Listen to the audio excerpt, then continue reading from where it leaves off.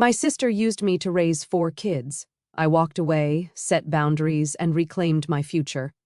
I'm Alyssa Dunn, 26 years old, and for 3 years I've been raising my sister's 4 kids like they're my own.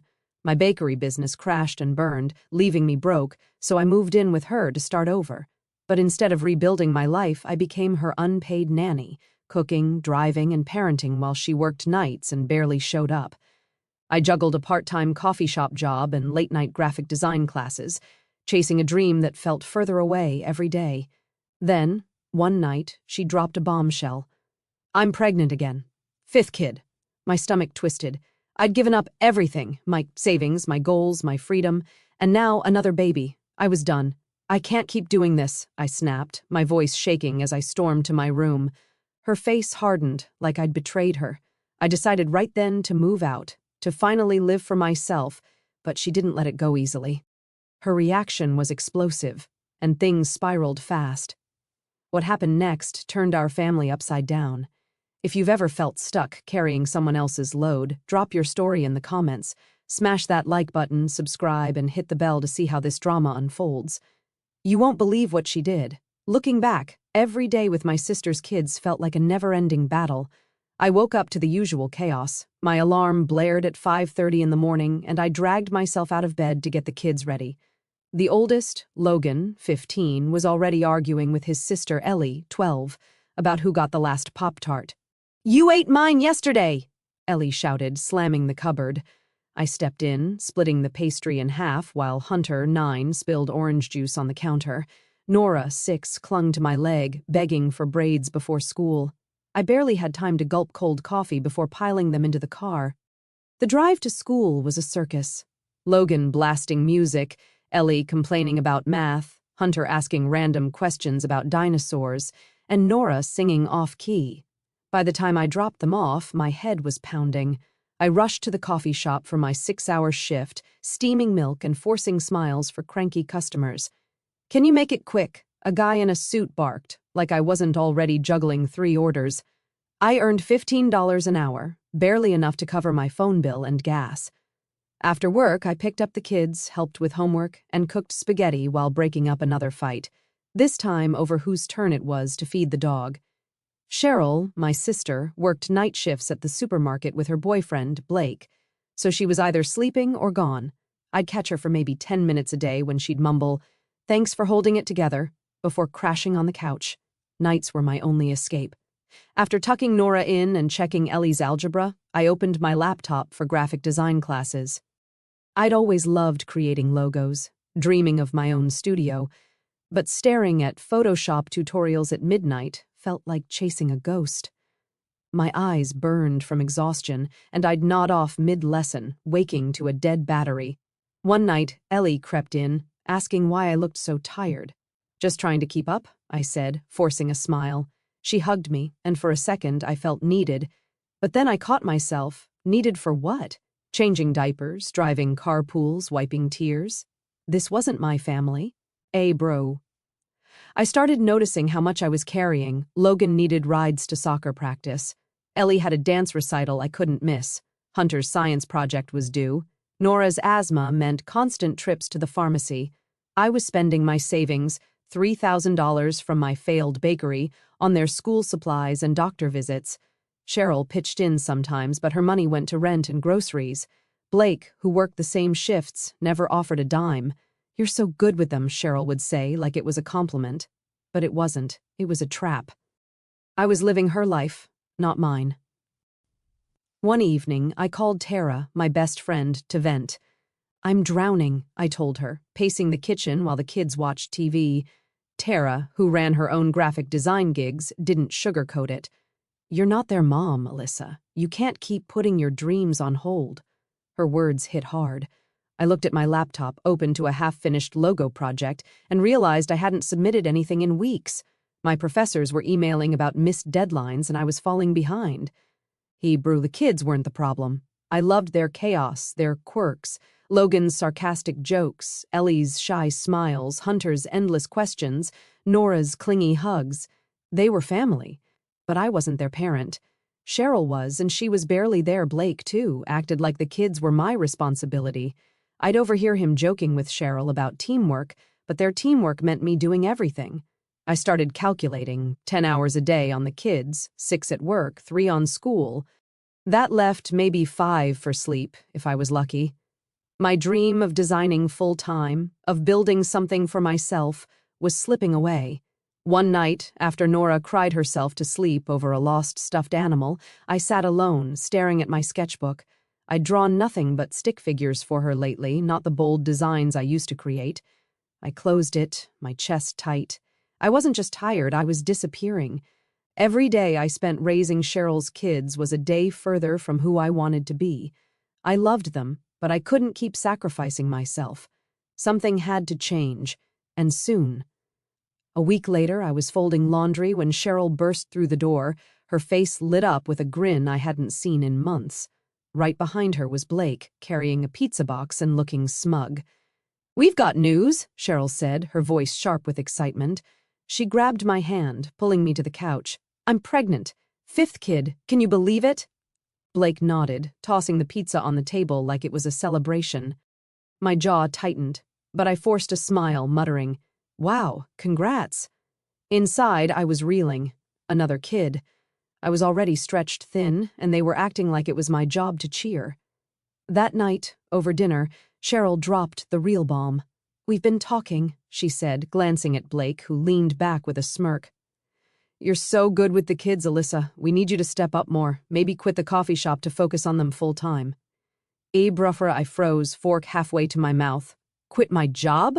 I repeated, my voice low. Blake shrugged. "Yeah, we're swamped at the supermarket.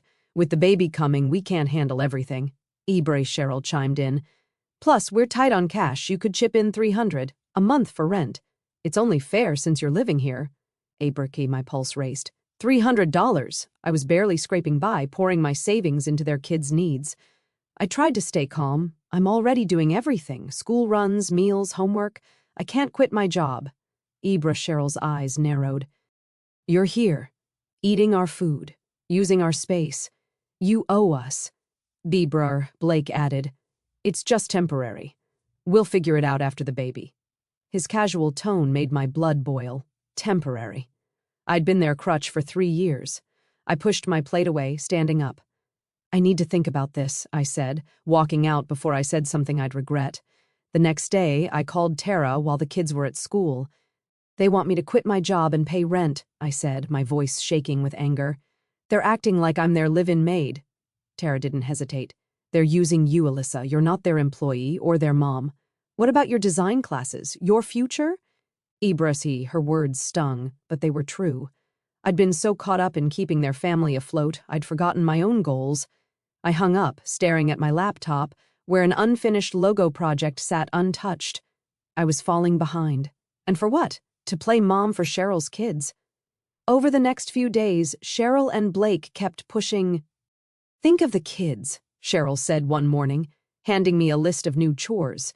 Grocery runs, doctor appointments for Nora's asthma, soccer fees. Blake even suggested I sell my old bakery equipment to help out. I wanted to scream. They weren't asking for help, they were demanding I give up my life. Bro. I started noticing how they dodge responsibility. Cheryl would sleep through the kids' arguments, leaving me to mediate.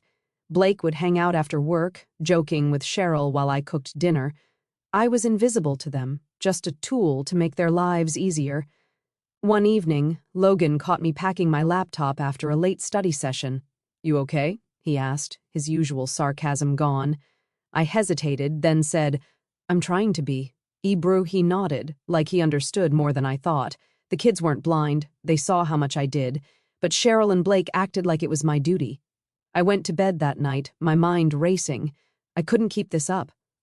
My savings were dwindling, my classes were slipping, and my dream of designing was fading. I had to find a way out, not just for me, but to show the kids I wasn't abandoning them. I started checking rental listings online, my fingers trembling as I typed. $300 a month. I'd rather spend it on a place of my own. I wasn't their servant, and I was done letting them treat me like one. The next evening, I was helping Ellie with her history homework when Cheryl stormed into the kitchen, arms crossed. "We need to talk," she snapped, her voice cutting through the quiet. I set down the textbook, bracing myself. "Abri, what's up?" I asked, keeping my tone even. Cheryl didn't waste time. "You're not pulling your weight, Alyssa. I asked you to step up, and you're still working nice coffee shanceable." My breath caught. Irresponsible. I'd been running her household for years. "I'm doing everything I can," I said, my voice sharp. "I cook, clean, drive the kids, every day." Cheryl rolled her eyes. "That's not enough. With the baby coming, we need you here, not chasing some hobby degree." "Brooke." I stood, my chair scraping the floor. "My design classes aren't a hobby, they're my future." Cheryl laughed, a cold, bitter sound. "Future? You're living in my house, eating my food." Her words hit like a slap. I wanted to fire back, her eyes wide. I took a deep breath. "I'm not your servant, Cheryl. I've given you 3 years of my life." She stepped closer, her voice low. "If you're not all in, maybe you shouldn't be here at all." I froze. Was she kicking me out? Before I could respond, she turned and left, leaving me shaking with anger. I grabbed my phone and called Tara, pacing the backyard. "She called me irresponsible," I said, my voice tight. "She thinks I owe her my entire life." Tara's voice was calm but firm. "Alyssa, you need to set boundaries. You're not her employee or her mom. You deserve your own space, your own goals." I nodded, even though she couldn't see me. "I know, but the kids, they need me." Tara cut me off. "They need their mom, not you sacrificing everything. Find a place of your own. You've got savings, right?" "Oh, Bree." Her words lit a spark. I'd been so focused on Cheryl's demands, I hadn't thought about what I could do for myself. That night, I opened my laptop and started searching for apartments in Madison. I found a few listings, small studios downtown, around $1,500 a month. My savings, $3,000 from my old bakery, could cover a deposit and first month's rent. I'd need to keep my coffee shop job, maybe pick up extra shifts. I started crunching numbers, my heart racing with a mix of fear and excitement. I could make this work. I had to. But the kids' faces kept flashing in my mind. Logan's quiet worry, Ellie's shy hugs, Hunter's endless chatter, Nora's clingy hands. Leaving would hurt them. But staying meant losing myself. The next day, I sat Logan down after school. "I'm thinking about moving out," I said, watching his face. He frowned, picking at his hoodie. "Because of Mom?" he asked. I nodded. "I need to live my life too. But I'll still be here for you guys, just differently." He didn't say much, but I could tell he was processing it. I spent the evening mapping out a budget, $1,500 for rent, $500 for utilities and food, $200 for my classes. My coffee shop pay, $15 an hour, 30 hours a week, would just cover it if I cut corners. I'd have to skip new clothes, eating out, anything extra. Cheryl noticed my distance over the next few days. "You're acting weird," she said one morning, catching me checking listings on my phone. "We're just planning," I said, my voice flat. She scoffed. "Paratypical." Her words stung, but I didn't bite back. I was done fighting on her terms. Tara texted me later, checking in. "You're doing the right thing," she wrote. "Don't let her guilt trip you." I clung to that, knowing I had to break free. I wasn't just leaving a house. I was claiming my life back. By the end of the week, I had a list of apartments to visit and a plan to make it happen no matter what Cheryl threw at me next. A few days later, I slipped out after dropping the kids at school to visit my first apartment listing in Madison.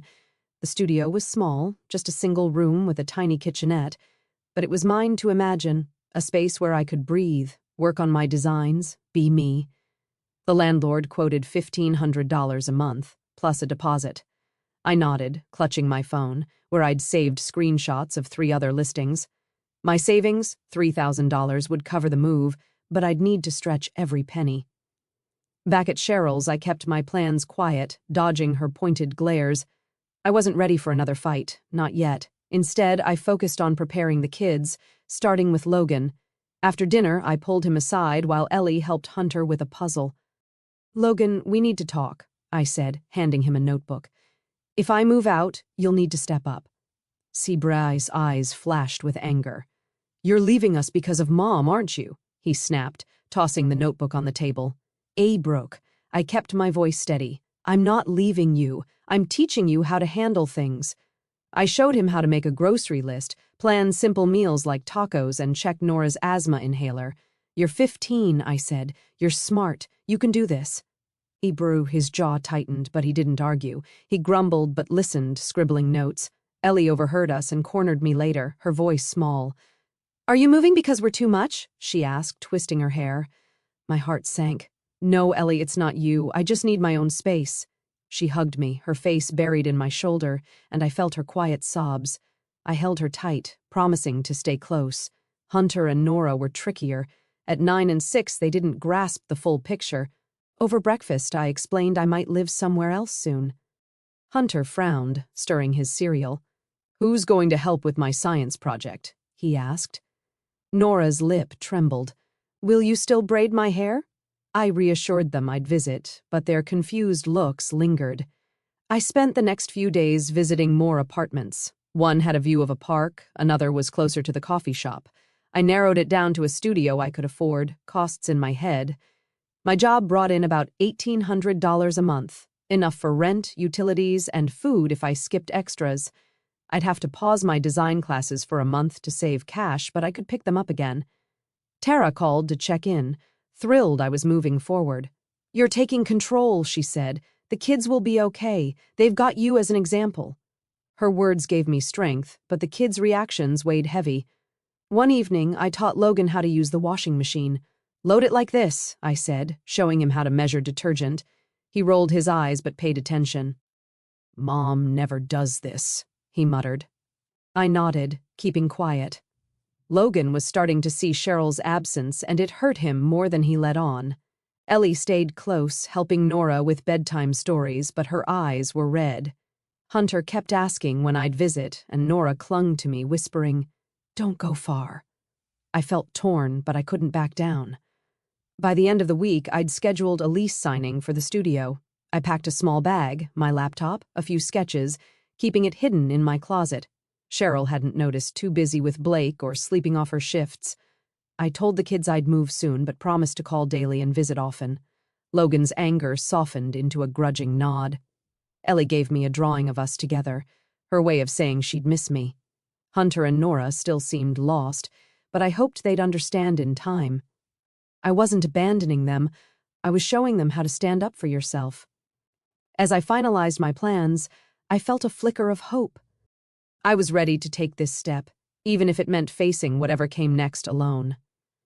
The following week, I hauled my last box into my new studio in Madison. It was small, with just a mattress and a desk, but it was my own space, a fresh start. I arranged my laptop and a few sketches, feeling lighter than I had in years. I sent a quick text to Logan, Ellie, Hunter, and Nora, promising a pizza night soon. Cheryl hadn't spoken to me since I signed the lease, her cold shoulder a relief after months of tension. I thought I'd left the chaos behind, but I underestimated her. 3 days later, my phone rang with an unknown number. This is Officer Doyle from the Madison Police Department, a steady voice said. My stomach dropped. We've received a complaint. Can you meet us at your sister's address? Ibraphy. I drove over, my mind racing.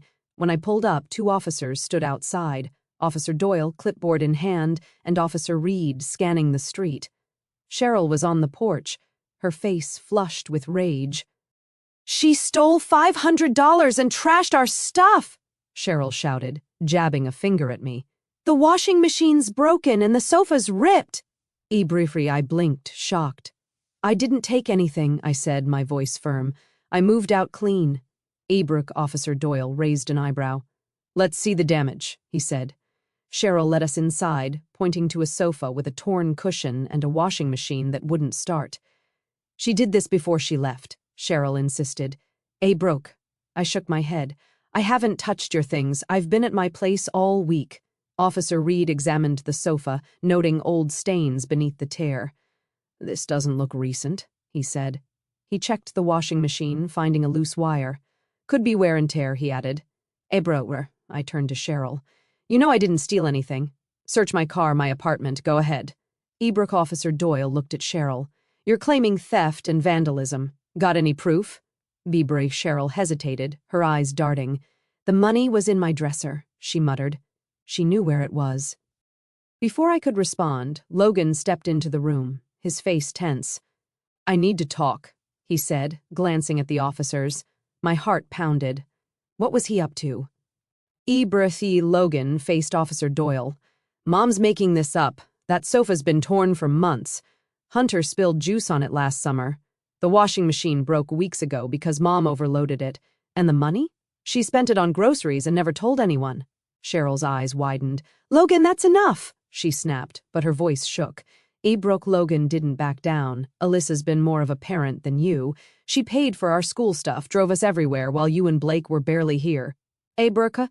I stared at him, my chest tight. Officer Reed jotted notes, his expression neutral. "So, no theft or recent damage?" he asked Logan. "None," Logan said, crossing his arms. "Mom's just mad Alyssa moved out."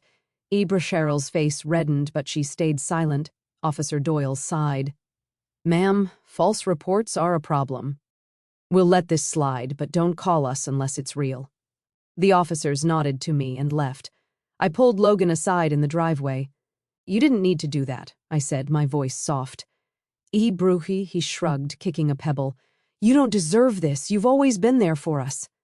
Ibra hugged him, fighting tears. Back at my studio, I called Tara, still rattled. "Cheryl tried to pin theft and vandalism on me," I said, pacing. "Logan set them straight, but I'm done with her games." Tara's voice was sharp. "She's lashing out because she's losing control. Keep your distance." I agreed, staring at my bare apartment. It wasn't much, but it was mine, free from Cheryl's lies. That evening I texted Ellie, checking in. She sent a photo of her latest drawing. Hunter asked about visiting, and Nora begged for a story over the phone. I promised to see them soon, but Cheryl's accusations changed everything. Logan's words hit hard. She and Blake were barely there. The kids deserved better, and I couldn't keep shielding Cheryl's failures. I sat at my desk, sketching a new logo, my hands steady for the first time in months. Cheryl could try to sabotage me, but I was building something new, and no one could take that away. 2 weeks later, my phone lit up with a call from Logan. His voice was shaky. "Mom's in the hospital. Something about her pregnancy. The kids are freaking out." Abruptly, I froze, my coffee mug halfway to my lips. Despite everything, Cheryl's accusations, her lies, I thought of Ellie's tearful hugs, Nora's braids, Hunter's chatter. They didn't deserve this. I drove to the hospital, my mind racing. A doctor, Dr. Patel, met me in the waiting area. "Your sister has placenta previa," she explained. "She needs bed rest, possibly until delivery." "Abraham," I nodded, my chest tight. 3 months, that's what she'd need. I found Cheryl in her room, pale and quiet, a stark contrast to her usual fire. "The kids need you," she said, barely meeting my eyes. I wanted to walk away, but Logan's call echoed in my head. "I'll help," I said, my voice steady. "But only for the kids, and on my terms." Cheryl frowned, but I didn't waver. "I keep my job, my apartment, and I'm not paying you a dime. I'll stay for 3 months max to get the kids through this." She nodded, too tired to argue. I wasn't here for her. I was here for Logan, Ellie, Hunter, and Nora. Back at the house, the kids were a mess. Ellie clung to me, whispering, "Is Mom okay?" I hugged her, promising Dr. Patel was taking care of her. Hunter kept asking why Blake wasn't home, and Nora refused to sleep without me nearby. Logan tried to hold it together, but his clenched fists betrayed his worry. The house felt like a storm had hit. Dishes piled in the sink, laundry overflowing, homework scattered. Blake was nowhere to be seen, his work shifts at the supermarket stretching longer than usual. When I finally saw him, he barely spoke, grabbing a beer and disappearing to the garage.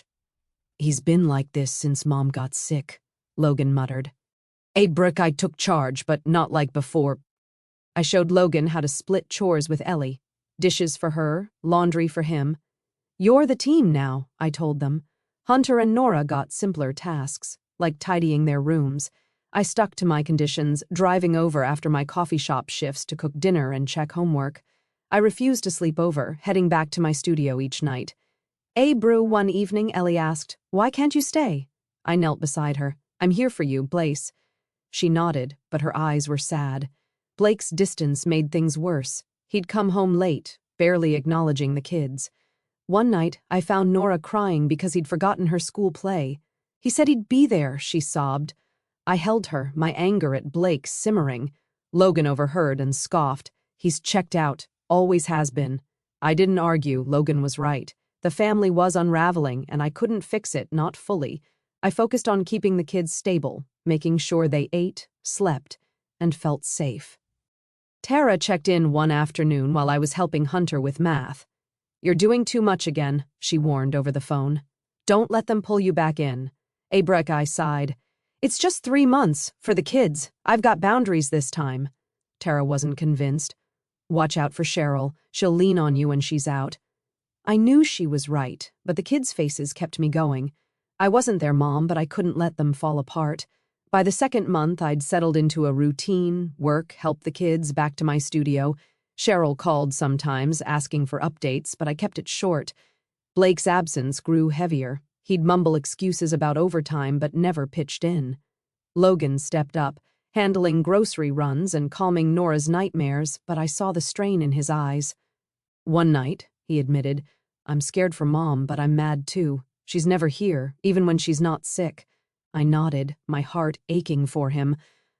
I couldn't stay forever, but for now, I'd hold things together. As I drove home, my sketches waiting on my desk, I felt a quiet resolve. I was helping, but I wouldn't lose myself again. 3 months later, Cheryl was discharged from the hospital, her newborn son in her arms. I'd kept my promise, helping the kids through her bed rest, but I was done. I met her at the house one last time, my resolve firm. "I'm out," I said, standing in the kitchen. "I love the kids, but I can't be part of this anymore." Cheryl's eyes narrowed. "You're abandoning us again," she snapped. I shook my head. "I've given enough. You're their mom. Step up." First she didn't respond, just turned away. That was it. I walked out, could, leave the kids hanging though. Logan, Ellie, Hunter, and Nora deserved better than their parents' mess. I called Tara, who lived closer to them. "Can you be their lifeline?" I asked. "Brooke," she agreed without hesitation. I started sending her $50 a month from my coffee shop paycheck to cover school supplies or snacks for the kids. Tara set up video calls twice a week, and I'd guide Logan through algebra or help Ellie with essay outlines. Hunter loved showing me his science projects, and Nora would chatter about her drawings. It wasn't the same as being there, but it kept us connected without Cheryl's chaos pulling me back. Word got back through Tara that Cheryl's life was falling apart. Her job at the call center let her go. Too many missed shifts during her recovery. Blake packed a bag one night and left. No explanation, just gone. Logan told Tara their neighbors stopped coming by, tired of Cheryl's excuses and drama. The kids were struggling, but I couldn't fix their parents. I focused on what I could do, sending a little money, checking in through Tara, encouraging Logan to keep the younger ones on track. It hurt to hear Ellie's voice crack during our calls, but I knew staying away from Cheryl was the only way to protect myself. Meanwhile, I threw myself into freelancing. I'd been taking design classes online, and a classmate connected me with a small business needing a logo. That job led to another, then a website redesign for a local cafe. By the end of the month, I had 3 steady clients, enough to quit the coffee shop. I spent my days sketching, tweaking layouts, and pitching ideas. My tiny studio was now lined with mood boards and color swatches. For the first time, I felt like I was building something real, something mine. A client paid me $500 for a branding package, and I nearly cried. It was more than I'd made in a week at the coffee shop. Tara kept me updated on the kids, but she also warned me about Cheryl. "She's been asking about you," Tara said during one call. "Says you owe her for everything she did." I laughed bitterly. "She can't guilt me anymore. I'd learned my lesson after her stunt with the police. I told Tara to keep my number private and only pass on messages from the kids.